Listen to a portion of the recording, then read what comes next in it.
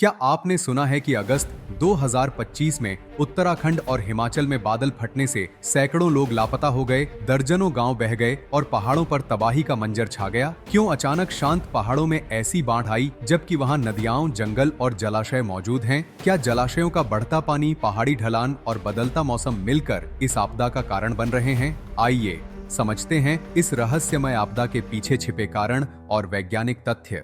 1. Cloud burst, बादल फटना। क्या है?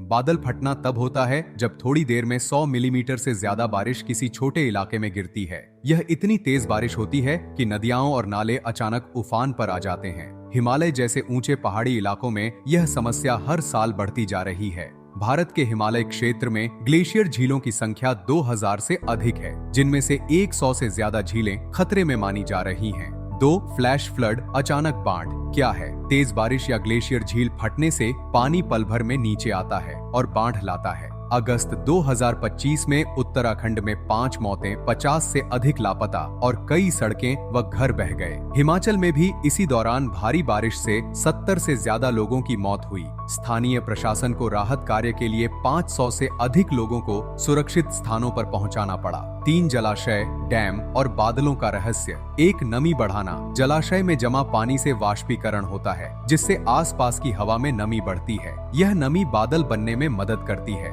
2. पहाड़ नमी को रोकते हैं। हिमालय की ऊंची चट्टानें बादलों को फैलने नहीं देती। नमी यहीं ठहर जाती है और संघनित होकर भारी बारिश में बदल जाती है। 3. ओरोग्राफिक प्रभाव, नमी। 4. क्या जलाशय आपदा बढ़ा रहे हैं? जलाशय पानी जमा करके ऊर्जा और सिंचाई देते हैं, लेकिन ये अनजाने में नमी बढ़ाकर बादलों को भारी बना देते हैं। कई मामलों में जलाशयों के पास बारिश की तीव्रता सामान्य पहाड़ी इलाकों से 20 से 30% अधिक पाई गई। जलाशयों के पास बाढ़ का खतरा बढ़ता है क्योंकि पानी की अचानक छोड़ी गई मात्रा नदियों को उफान पर ला देती है। मलबा और सिल्ट जलाशय में जमा होकर उसकी क्षमता घटाते हैं, जिससे बाढ़ और तेज हो जाती है।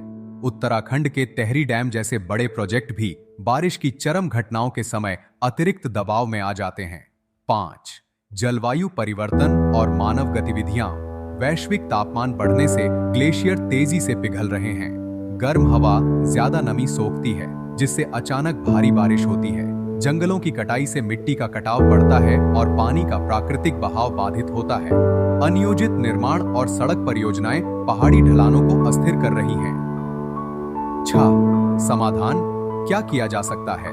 विज्ञान आधारित जल प्रबंधन। मौसम की जानकारी के आधार पर जलाशयों का स्तर नियंत्रित करना। सैटेलाइट और सेंसर से नमी और बारिश की निगरानी करना। जंगलों का संरक्षण। पहाड़ियों पर वृक्षारोपण से मिट्टी कटने से बचती है, नमी संतुलित रहती है, बाढ़ का खतरा घटता है। स्थानीय लोगों को जागरूक करना।